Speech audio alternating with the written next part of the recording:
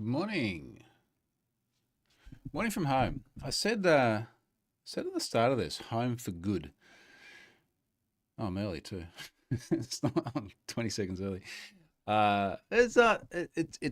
It's home from the long trips for a longer period of time.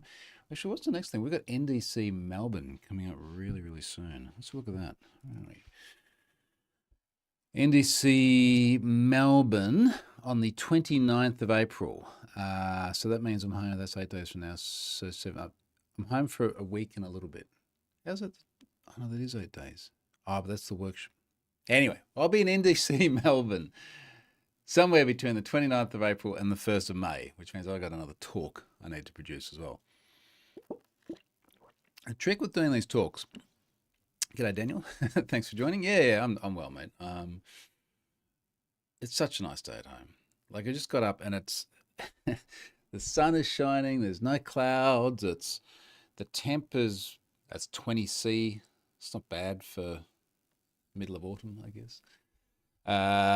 Yeah. So NDC Melbourne next week. I do need to figure out what I'm going to talk about. The challenge with doing lots of talks is you can't do unique stuff every time. There's just too much stuff going on. So you got to reuse a little bit. But then I've got to remember what I reused when. So I've got to go back and look at what did I do at NDC in Australia last year. But see, then that was Sydney.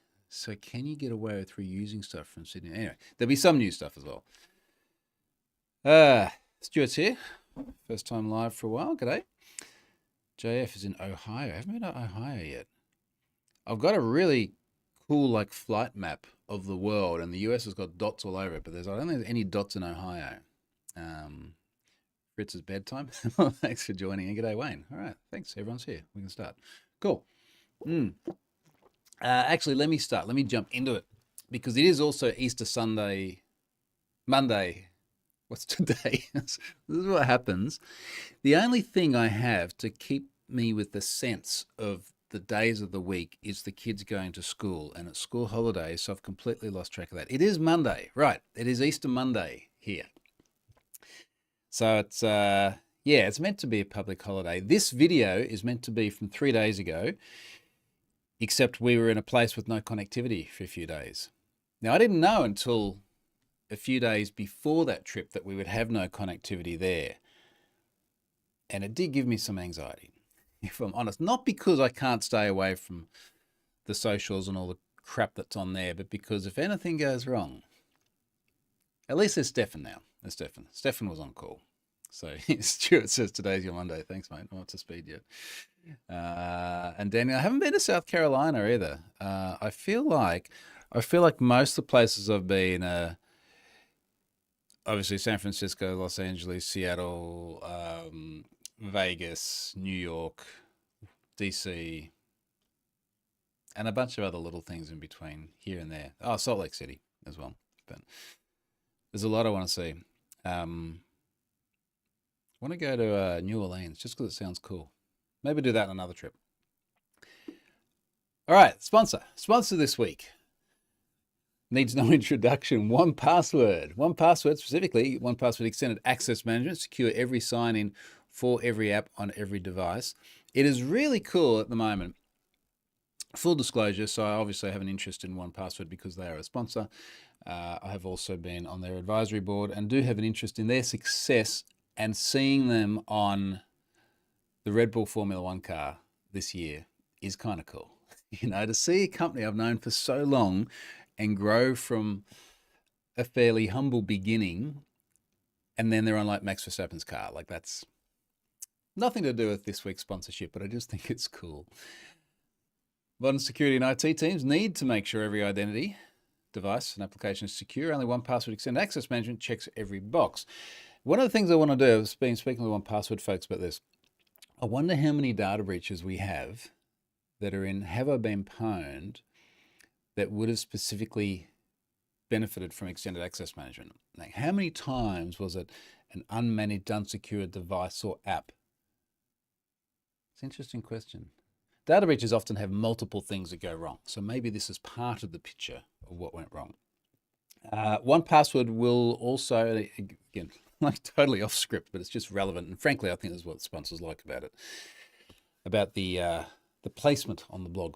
We have got a couple of other things come up with this. So one is that we are working hard on where that 1Password placement fits on the Have I Been Pwned redesigned page. I've sent them some drafts of that. We've got some more revisions. Ingeborg, our man in Iceland who's doing the UX front end, has just done some sample 1Password product placements on the preview site. One of the criticisms we'd had before is that after you do a search for yourself, for your friends, significant others, family members, on Have I Been Pwned, you get results. We used to have a fairly blocky sort of 1Password cartoonish go and create strong unique passwords. We're making that a much slicker experience, putting it down after the results, but you do get the 1Password box just under the search box. Why don't we just go to here? preview.haveibeenpwned.com. We haven't put it on the preview site yet because I haven't taken his PR because I wanted a little change. But anyway, it's going to be a much, much, much slicker, cleaner integration. And of course, we will be highlighting that as a sponsor as well. So they will appear there. What was the other thing I was going to say? It'll come back to me. Fritz says, I was already wondering whether your X account had been hacked, Troy, on Sunday night, Monday morning. Yeah, so let's talk about where I was, because that's kind of cool. Now, I think I said before, just because the socials are in a strange place at the moment, most of the photos and things I post, I do put out on Facebook. If you want to have a look at where I just was, go and have a look at my Facebook account. There's a link to it from my blog. And I post pretty much everything publicly these days because you got to kind of work on that expectation anyway. So we went to Perth, which is the other side of the country. Oddly enough, takes you 5.5 hours to get over there from here and about 4.5 hours to come back. So there's something to do with winds or something. Went to Perth, which is our most remote capital city, probably our most remote capital city, maybe after Darwin. And it's a very quiet place. It's a nice city. It's a little city. But the things we did, which were kind of epic, went to Rottnest Island. So if you've ever seen a quokka looks like a cat-sized rat, but they're cute. And they're on this island called Rottnest Island. So you get the ferry over there to Rottnest Island. We hired some e-bikes beforehand and then just rode around the island. And there's just like these wild quokkas. And the big thing with quokkas, they're super, super tame, is to get quokka selfie. So our daughter got a quokka selfie, which I think looks pretty cool. The water was just crystal clear. And there's just video of the kids and I snorkeling there and GoPro footage under the water. It was just pristine. So go and check that out. We did that, had connectivity, then went to Ningaloo Reef. Now, if you can picture a map of Australia, it's pretty much the very western point and a little bit north. It is the absolute middle of nowhere. Qantas only flies there from Perth. So you go from Perth, nearly a couple of hours north. It's a big place in Australia. You're still in the same state. And we had these sort of glamping tent style things out in the middle of nowhere, sort of where the desert meets the ocean. And you could just walk out your backyard and go snorkeling on a reef, which was beautiful. And then the big thing about Ningaloo Reef is it's got whale sharks. So you go whale shark watching, which means, now in my mind, it's like you just jump in and there's whale sharks. It's a little bit more complex than that. There's spotter planes that fly around and they find the whale sharks, and the whale sharks are pretty much just straight lining it, right? They're just going one direction. So the boats pull up sort of in the path of the whale shark, and then everyone jumps in and you have to get in a line, and the whale shark comes past. It's freaking massive. They're like 7 or 8 meters long. Absolutely ginormous.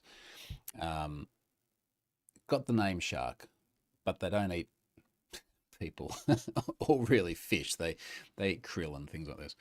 And anyway, you sit there and this whale shark cruises past, and it's just like you're floating on the surface but looking just under the water, and they're just freaking ginormous. And then you swim around with the whale shark. Got to stay 3 meters away from the whale shark. Very strict about that. If you get too close, they being the tourist operators, get very upset. Whale sharks don't seem to care. Yeah, and then you swim around like getting video and stuff of the whale sharks. It's a wild experience. So anyway, that was just super cool. Very, I don't know, like back to nature kind of trip. So that is where we have been. And that is why I didn't do the video, because we're in the absolute middle of nowhere. We did have one night in Perth on Saturday night. I just didn't feel like taking stuff to do video, and I thought, we'll do this one, and I'll do another one in 4 days from now because there'll be more stuff to talk about. Now, let's talk about that stuff, because something really, really cool did happen while I was away, and I'm going to get all the details on this, because it is a law enforcement related takedown, which we knew was coming, but we didn't know what it was. We just knew to get ready for a bunch of new passwords. Now, this relates to LabHost, and LabHost was a phishing as a service platform. So imagine you're a budding criminal, and you would like to phish people, but you really don't know how to write code. And in these days, everything is as a service. So you go and get yourself some phishing as a service on LabHost. Now, LabHost has been taken down by a coalition of law enforcement agencies. Many of our favourites are there. We've got the NCA in the UK, with them a few weeks ago over there. We've got the AFP, our Aussie Australian Federal Police. And then naturally we've got the FBI in there. They tend to get up in all these things as well. And they have managed to, via Operation Fish Off, take down the LabHost platform as a service. Platform as a service? Service? You know what I mean. Nasty phishing criminal stuff. One of the things I did actually quite like about this, and I did put this in my social thread here, I think on all the social platforms, there's a video here of the UK police making an arrest of some guy, and they've got his face blurred and everything, because at the moment it's a charge, but they're probably going to be right, let's face it. And they're sort of explaining what it is the guy was doing, and there's a little explainer video that runs in parallel with that, and it was really a platform where anyone could stand up their own phishing pages. And the stats here are quite stunning. 40,000 phishing domains linked to LabHost. 40,000 domains. 10,000 users worldwide. Now, I take it when they say users, this is the Europol announcement here, they are talking about people who were using the platform to phish other people, not the inadvertent users who are the victims. But that is a huge, huge, huge number.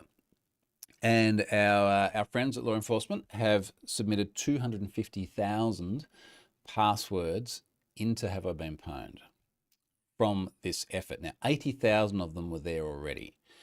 So that means we've got, what's that, about 170,000 new passwords that have just gone into Have I Been Pwned, which are going to now immediately, for any service using those, hopefully be put on the naughty list. So folks who might have got themselves phished via the LabHost phishing as a service, that was the word I was looking for, phishing as a service platform, hopefully won't be allowed to use those again in other places using pwned passwords. So that's, I think pwned passwords, to be clear, like it's the thing that we do not make any money out of whatsoever. It is all free. It is all open source, but it is probably the thing I feel most proud about, because it's so simple, and it puts such a big dent. As I log back into my Cloudflare dashboard, what's my password again? What's my master password? Okay, so I get back in here. I just want to see the stats, because the last time I checked, we were doing almost 13 billion requests a month.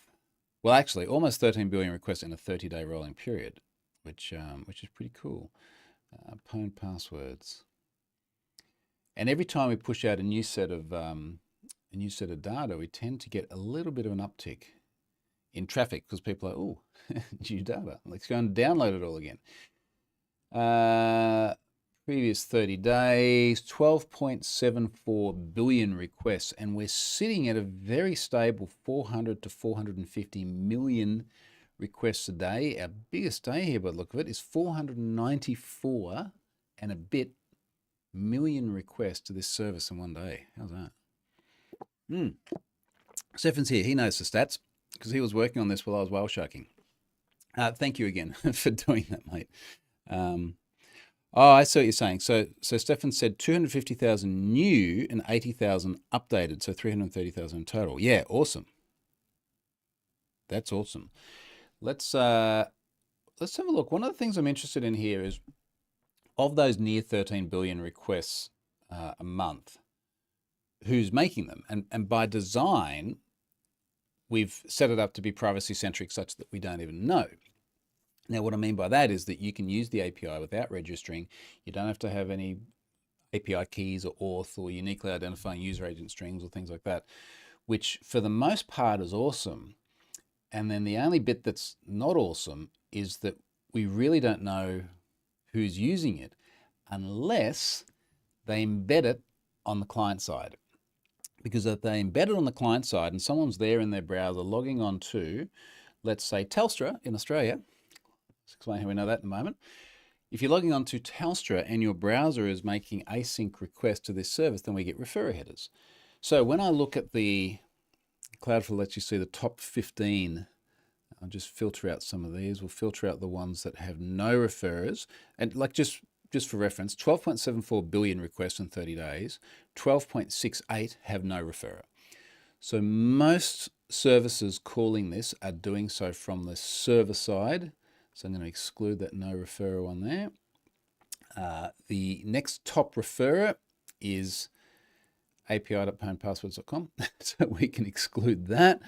And after that, our top referrers are things like, well, this is interesting because now there's actually an observable weekly pattern. So we're now down to 52.25 million requests over 30 days. And there's a pattern where on the weekend, it's flat and then it goes up at the start of the week and then it tails off to the end of the week, and then it does this every week. So someone who we could probably figure out, because we're just looking at the ones that have referrers here, someone is doing a lot of querying of that data on a regular cadence, which says to me someone is testing a bunch of plain text passwords that they have, as opposed to this being, could that be the actual usage patterns? I might look into that later on rather than bore you with it. Anyway, top referrers, tradingview.com, which from memory is a crypto trading platform. It's usually up there in the top. Let's have a look at them. Who are they? Not necessarily crypto. Remember when we used to trade things that weren't crypto? Weren't just crypto. Look first, then leap. The best trades require research, then commitment. So they're using Pwn passwords. If you were phished and your data ended up in the LabHost phishing as a platform service, and our law enforcement friends managed to get that, pump it into Pwn passwords, and you go to log back into TradingView, that's something that's going to get flagged, which is great. Web.gc.com. That's the second one. Who's gc.com? Interesting. Game changer. Stream your game score. Stream your games, score the action, and connect with fans. This is coordinating team snacks and jersey colors. Okay. And then Telstra, I just mentioned, we've got Opera as in the browser. We've got Android platform.net. Wealthsimple.com seems to be something financial related. Zipcar.com, Rushbet, BBC, everyone knows BBC. A subdomain of tradingview.com. Ramp.com. What does ramp.com do? And incidentally, this is not disclosing anything that is not publicly visible anyway. This is an F12 away from the website you're logging into to figure out they're using a service. Ramp, time is money. Save both. Easy to use corporate cards. I wonder if we could flick some Have I Been Paying subscribers using resellers into that, Stefan. That might be nice. Meister.co. What's Meister.co? And we are almost at the end of this. I'm just curious. And I think people are interested to know, like, where does this thing get used? We believe great, this is Meister. We believe great work doesn't need to be hard work. That's why simplicity is at the heart of everything we do. It's a mission to empower teams to plan and organize our work. Browse open positions.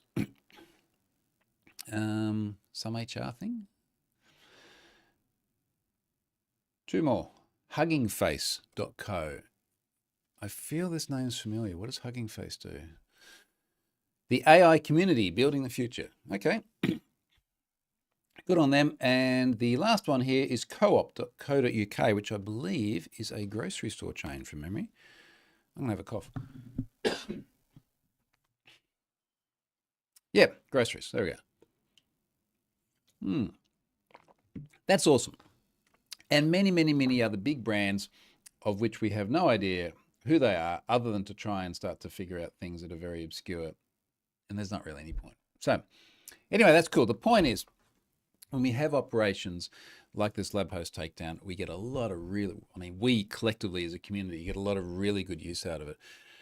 And certainly in our visits to the various law enforcement agencies, that's one of the things that we've been really sort of beating the drum on. If you can feed passwords into this service, it makes a really, really big, positive societal difference. Okay, where were we? Samsung Germany. Now, this is an interesting one. Actually, what's the question here, Stuart? Did you see the expiry of contract and quick reinstatement funding of MITRE's CVE program from the US DLHS? No, I didn't. Maybe that was while I didn't have a connection. Samsung Germany. Let's just look up the tweet here, because this was one of those third-party things holding Samsung Germany's data. Let's have a look.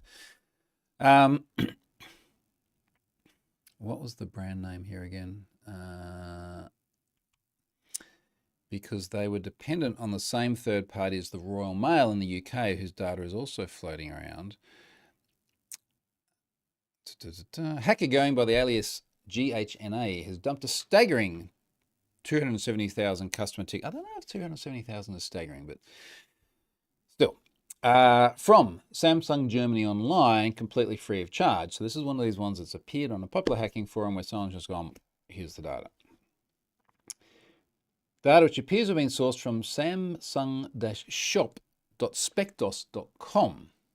Didn't come from some sophisticated zero-day exploit or insider betrayal. No, this breach traces back to credentials stolen by Infest dealers way back to 2021.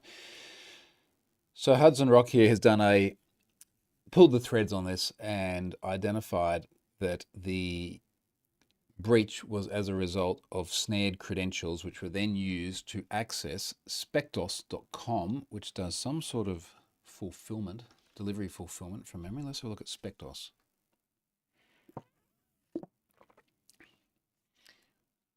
Performance matters. How do you manage your logistics performance? You ever notice, like this website and all the ones I was just reading out before related to have I been pwned, none of them actually just say, here's what we do. You know, it's a whole bunch of fuzzy words. And then you're sitting here going, what do you guys actually do? There's a lot of, if you've ever seen the bullshit generator before, there's like, go to Google, search for bullshit generator. It's a tool which just combines fancy sounding words. And as I say this, I'm wondering, what do we actually say on the front of Have I Been Pwned? Let's look at the preview site. Have I been pwned? Check if your email address is in a data breach. That's how you do taglines. All right. It tells you exactly what it is straight away. Spectos, I guess it says, how do you manage your logistics before? But it's a question. It's not like, here's what we do. Improve customer service don't know about that customer service improvement right now. But Samsung Germany has had a bunch of their data there, unfortunately, exposed. Data includes name, physical address, purchases, and shipping tracking numbers. So this appears to be, from memory, something warranty related. If people had warranty issues with their Samsung devices, and they go to the Samsung website, and then Samsung uses Spectos to do the logistics of managing the return of the device, inevitably repair and sending it back. So this, unfortunately, is just another one of these cases where there is an external dependency that appears to go wrong. From what I understand, based on what I've read, Samsung themselves have not necessarily done anything wrong, but they've been dependent on this vendor. And incidentally, all the security questionnaires in the world are not going to save you from something like that. We get these all the time. Someone wants to use Have I Been Pwned for $3.95 a month, and they would like us to fill out a detailed security questionnaire so that they can make sure that the site that holds all the data from the other data breaches is secure. Anyway, one other thing I did do in Perth relates to this, because I just thought of a question that came out of them, is a week ago today, I did do a talk at the Microsoft Student Accelerator at Microsoft in Perth. It was a standing room only event. We absolutely packed it out. I think there was a little bit of concern about what that might mean for fire wardens and things, it's a nice thing to squirm over, you know. Are we actually in violation of fire code because the room's so full? So I did a talk there, and someone at the Q&A at the end did ask this question, and I forget the exact way they worded it. It was something to the effect of, you know, how do you make sure things are secure today? And I was saying so much of the problem is that there are so many moving parts in any system. And I think this Samsung Germany situation is a good example. And it may be that Samsung, with their own systems and their own code and their own infrastructure, did everything right. But someone at Spectos got themselves some InfoStealer installed on their machine and then logged on somewhere, had their credentials snared, logged on to somewhere that either didn't have 2FA or, as I adeptly demonstrated a few weeks ago now, had phishable 2FA and their OTP got taken. So insufficient levels of second factor. And it might have been not Samsung's fault at all. Royal Mail, as I just mentioned before, is in the same situation. I've got to have a closer look at that data now that I'm at home and figure out what to do with that. But you know, these organizations can do everything right themselves, and now they're on Have I Been Pwned. Now, it is, in my view, the right thing to have Samsung Germany on Have I Been Pwned as opposed to Spectos. There is one discrete corpus of Samsung Germany data, as there is one discrete corpus of Royal Mail data. It is their customers. That is the entity that those customers provided the data to. If those customers want recourse, such as please remove all of my data from the system, then it is Samsung Germany they're going to have to go and speak to. If they were to go to Spectos, Spectos would give them the argument about who the data controller is and yada, yada, yada, and go back to Samsung. So, yeah, sucks to be them.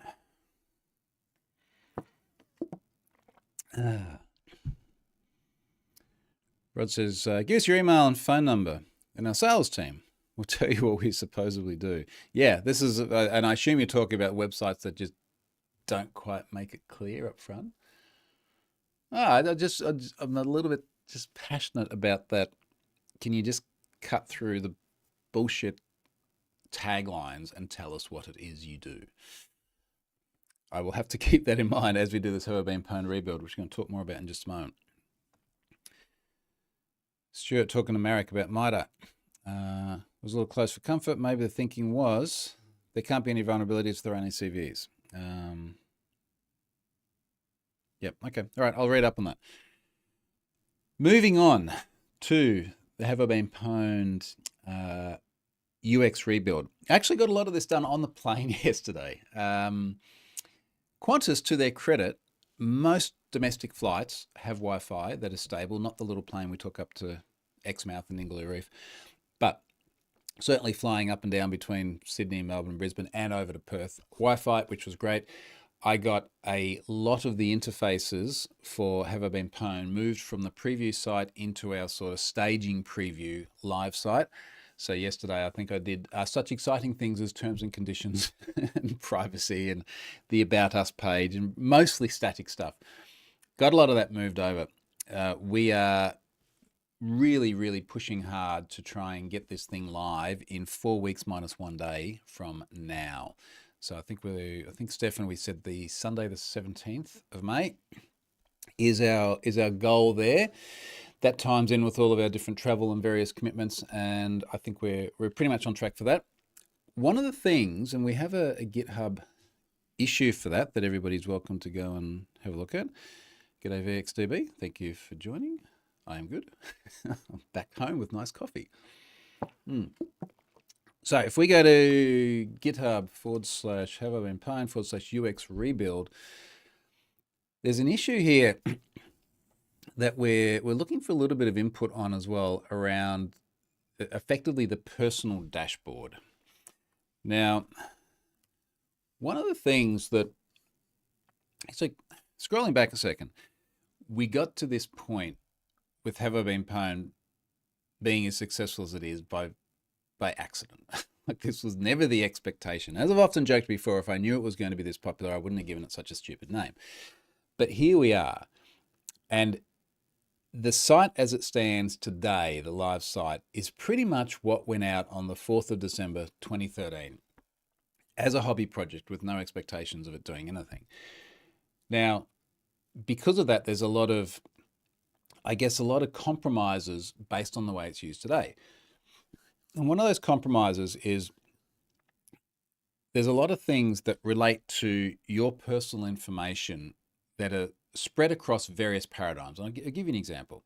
If you want to sign up for notifications, then you go up to the little notification, notify me thing, modal pops up, put your email address in, bam, disappears, you get an email, click the link and you're done. And that's that. Now, when you click that link, you come back to the website and it says, okay, cool, you verified your email address. Here's your full breach exposure, which you could mostly get from the front page anyway, except it will also show you the sensitive data breaches that you're in. And that's confusing when we say to someone, if you're in the Ashley Madison data breach, as an example, you can't see it on the front page. But go and use the notify me thing. And people are like, but I'm already signed up for notifications because I'm a responsible internet user. Well, yeah, but do it again, and then you'll get, that's confusing. So one of the things we need to do is say, okay, well, look, rather than have this confusing paradigm of re-signing up for something, let's just show you this information in a dedicated dashboard that shows you all of your data breaches. And then when we added the Stealer logs earlier this year, it's the same thing. We're only going to show you Stealer log entries, so the different websites that you were logging onto when the malware grabbed your info.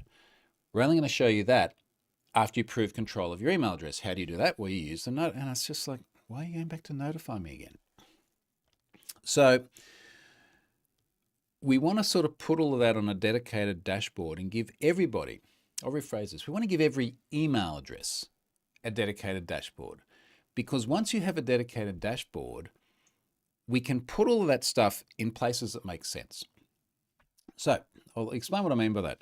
If we have a look at preview.haveibeenpwned at the moment, drop it in the chat. I'll make it really, really easy for people. There's a dashboard link up the top right. Now you can click that. It's a static website. You can click it, and there's a little bit here about verifying your identity. I think we've got to work on this page a little bit, but you get the idea. Once you verify your identity, and more specifically verify control of that email address, then you can see the sensitive breaches. So we will have a page which is just like your total breach exposure. And it'll be everything. It'll be the ones that are publicly searchable and the ones that are only privately searchable. And because we can show that entire corpus of exposure, on this page, we can then do other things as well, such as, what if we summarize this?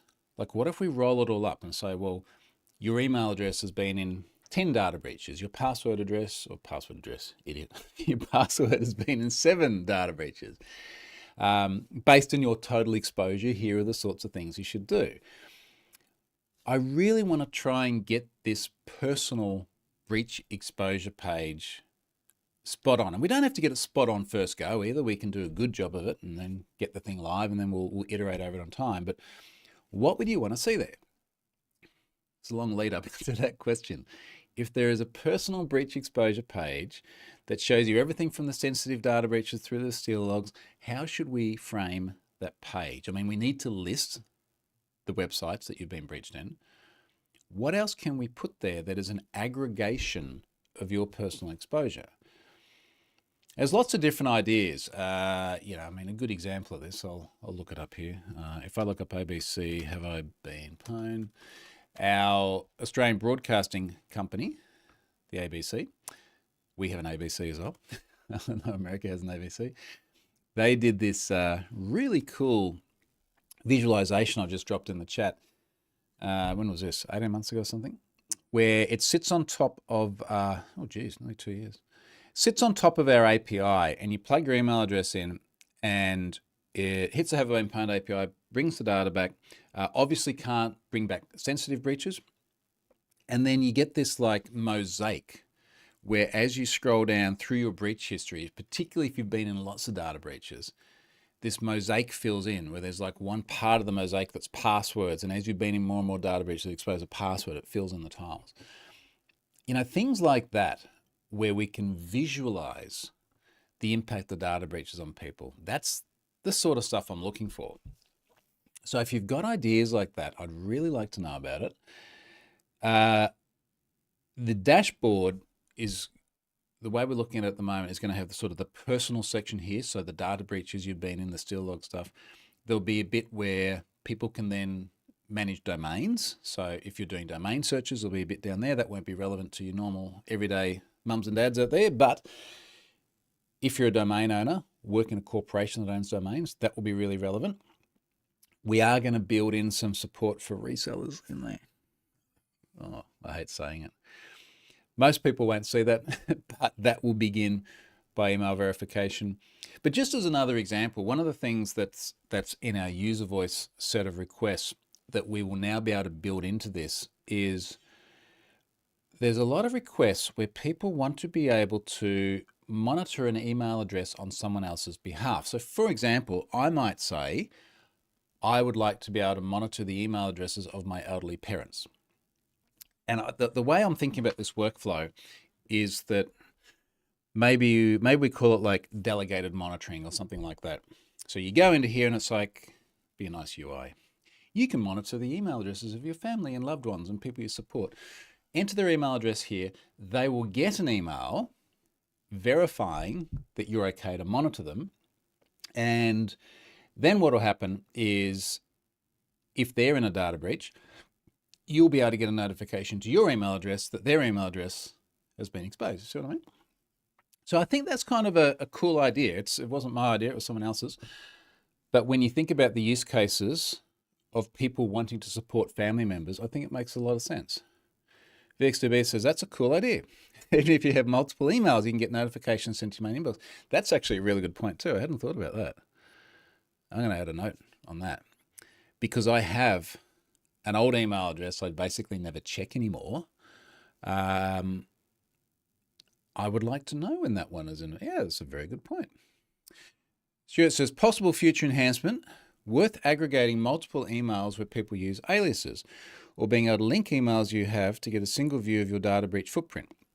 Now, it depends what you mean by alias, because if we have totally different aliases that redirect to the same mailbox, then just by looking at the address on its own, they are effectively discrete addresses with no association between them other than being on the same domain. And in that case, sort of the delegated monitoring thing would make sense. There is also subaddressing. So what about people who use John plus Netflix at gmail.com and John plus Spotify at gmail.com? And today they are treated as discrete email addresses. In the future, they kind of don't have to be. So we store them as they appear. We can, now that we've got everything in a big relational database, we can actually run queries on quite easily as opposed to Azure table storage. We can go through and do things like say, let's create a bit of an abstraction here where there is the concept of a mailbox, and underneath that, there can be subaddresses. So there would be one address, which is john@gmail.com. And if you did a search for that, you would find the other addresses that are subaddressed. The main issue we have with that is that in order to do it, I'm just thinking the mapping here, we would have to take, John's been in both Spotify and Netflix data breaches. Hypothetically, I don't know if they've been breached. They're not ever been pwned. We would then have to combine that into one record, which is just John at. But when John, we've got a mapping table. So we've got email addresses, we've got data breaches, mapping table in between, which says this email address has appeared in that data breach. In that mapping table, we could add the alias, which has been seen. I think that's going to create a lot of other issues, particularly with the way we do caching. But I can think of ways to do it. So that's in the pipeline. It's a very popular, in fact, it is the most popular, the most requested feature in Have I Been Pwned at the moment. And the main reason we haven't done it is because it is messy to do that mapping, particularly around the way we implement our caching and so on. And the other reason is, as popular as it is, it's nerds like you and me who are mostly using it.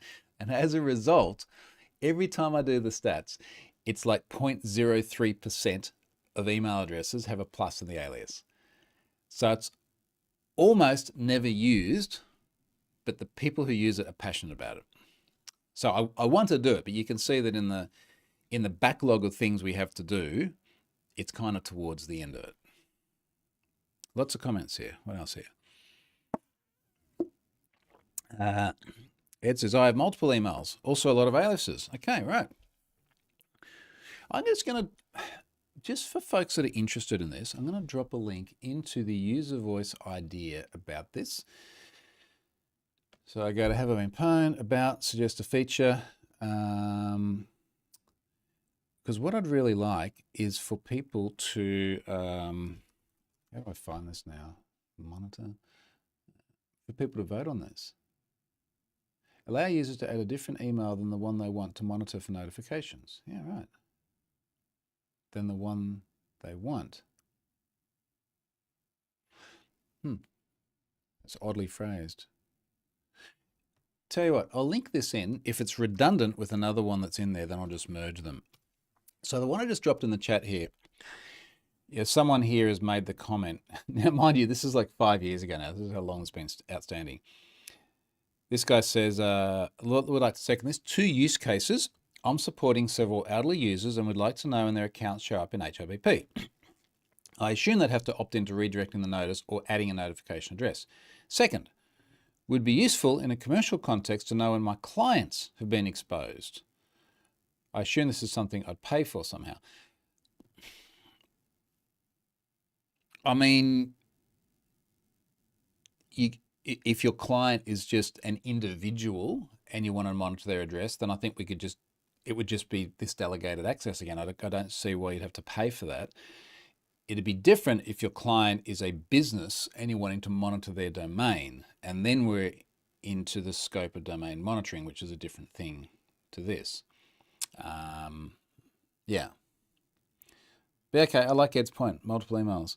VX2B, God forbid HRBP gets breached, linking multiple emails together could be problematic. What do you think? Well, the thing is that if the, depends what you're talking about. If you're talking about the sub-addressing, well, then the link between John plus Netflix and John plus Spotify is already there. It's like literally there in the string.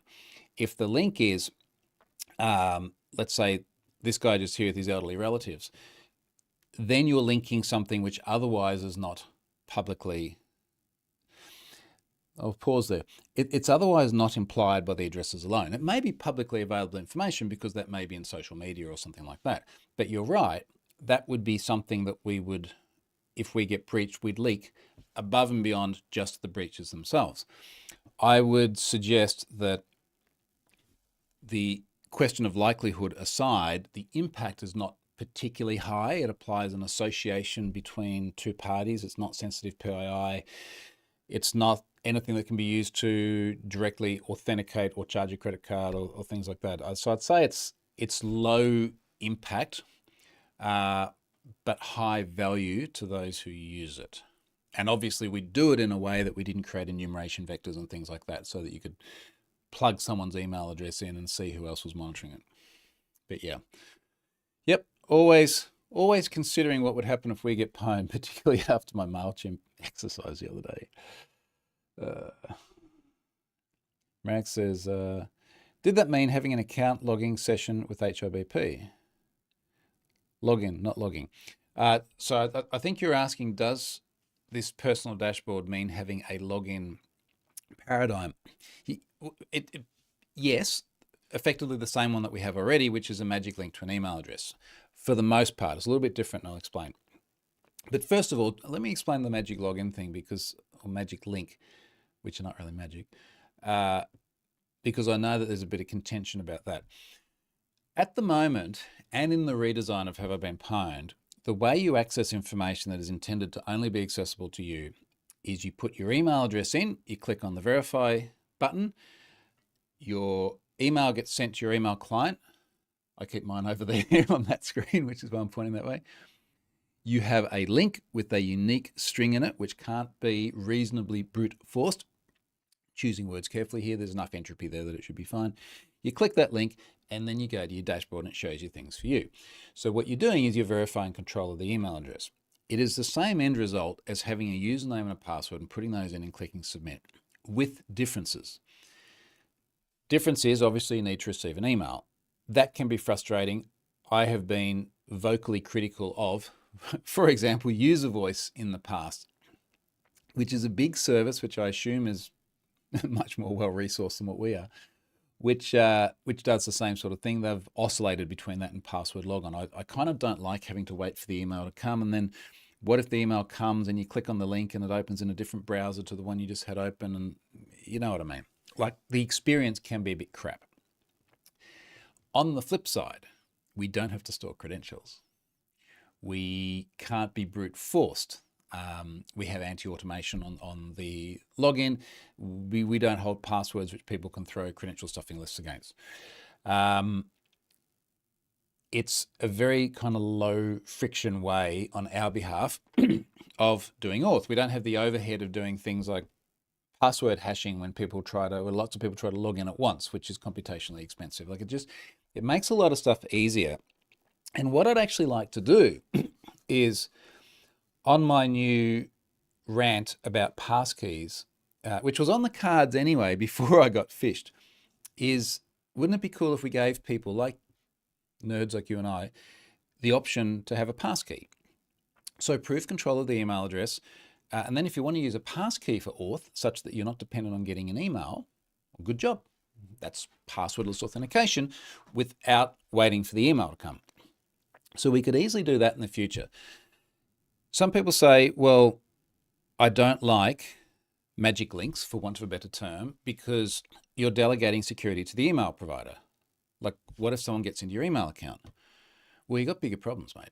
Like, if someone owns your email account, they own the channel by which you can reset the password for most of your services.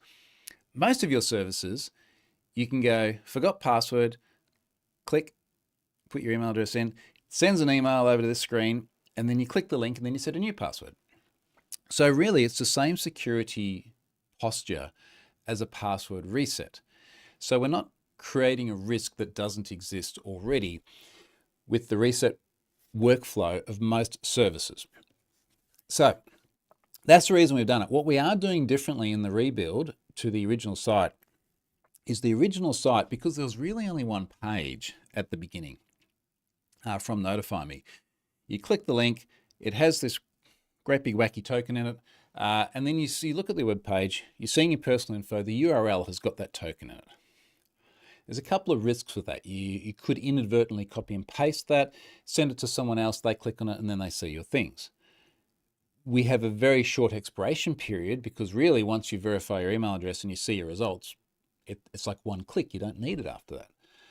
So we have a mitigating control, but it's not a great way of doing it. And then if you click around, such as after you do a domain search, and then you're in your domain search dashboard and you click to search the domain, we have to persist the token in the URL, which is not nice. So now we're persisting authentication via a cookie.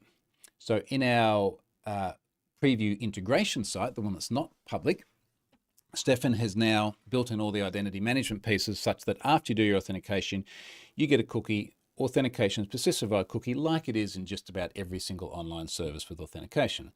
So your URL looks clean. You can copy and paste that to other people. We can keep you persisted or we can keep you authenticated for a long period of time. I think, Stefan, if you're still here, I do think we need to put a little checkbox in here, like you see on many services, about keep me logged in for argument's sake, a month. Seems like a reasonable amount of time. And then we just have a cookie that lasts that long. So we're going to make it a lot cleaner. And I think later on, after we do this relaunch, adding passkeys as well, but not having passwords under any circumstances, just kind of feels like the modern way of doing it, doesn't it? Other than potentially using another authentication provider, but then you're delegating responsibility to them, and then they get to see the things, and then there's privacy controls or privacy concerns. Stuart says, don't say normies. Did I just say normies?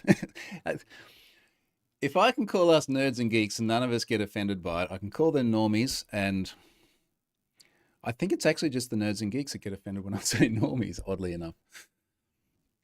VXDB says, how many emails do you send out each month? It has to be a crazy number. It really depends. Let me give you an answer. Let me just log into SendGrid and see. It really depends on if we've loaded a big data breach or not. Because if we load something large, we could send out hundreds of thousands of notification emails. And then because of doing passwordless auth, actually, here's a problem I'll tell you about as I log into SendGrid. Because we're doing passwordless auth and you need to get a link sent to your email address, loading a big data breach is a sort of a compounding problem, because we have to send out all these notifications to the now 5.2 million subscribers we have, and we have to send out notifications to all the other subscribers monitoring domains. And then, let's say people monitoring domains, then they come back to the website and they need to verify control of their email address. We're going to make that bit smoother too. So you end up having to send even more emails. And part of the problem we have here is that we seem to be unable to escape the fact that if we go through a constant cadence of sending, so I did have a chart up there about the number of emails we're sending. Let's say we go through, for the sake of argument, a constant cadence of sending 3,000 emails a day, because that's just normal, people signing up to notifications, or I've got to enter my two-factor. Hold on. Got to enter my fishable two-factor into SendGrid. Thanks, guys. I think if I join my account to Twilio, who now owns SendGrid, I can be a bit more efficient.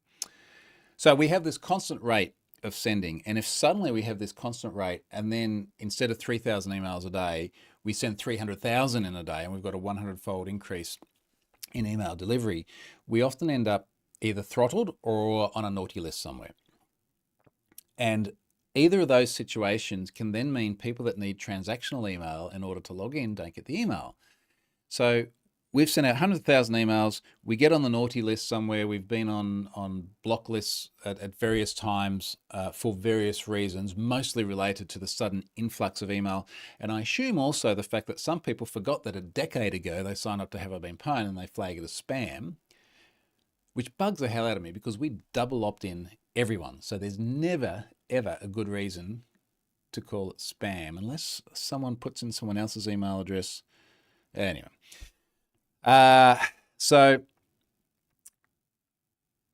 the problem is that if we end up on that naughty list, we then run the risk of people just not being able to log in, which makes things rather difficult. If I have a look at recent email activity here, now keeping in mind we haven't loaded any large data breaches recently, it looks like we're averaging about 4,000 emails a day. Yeah. 127,000 in the last month. But we could easily do 5 times that in one go if we load a large breach. And that's the tricky thing. So, I hope that answers your question. So it's not as crazy a number as what you think it could be. It's just very not predictable and not stable.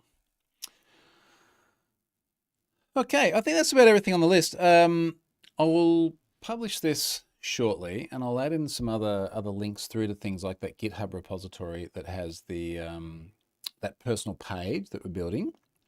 VXW says, do most large companies use SendGrid? I don't think we'd say most, but a lot do, and there's others as well. There's things like Mailgun, and there's what's Amazon's, I forget the name of it again. SendGrid's good. I've been very happy with SendGrid. Mailgun was good. There are options. Rolling your own is not a great idea these days unless you're completely massive, in my opinion, but no, I'll be pretty happy with them. All right, folks, I am going to drop, and we'll catch you next time.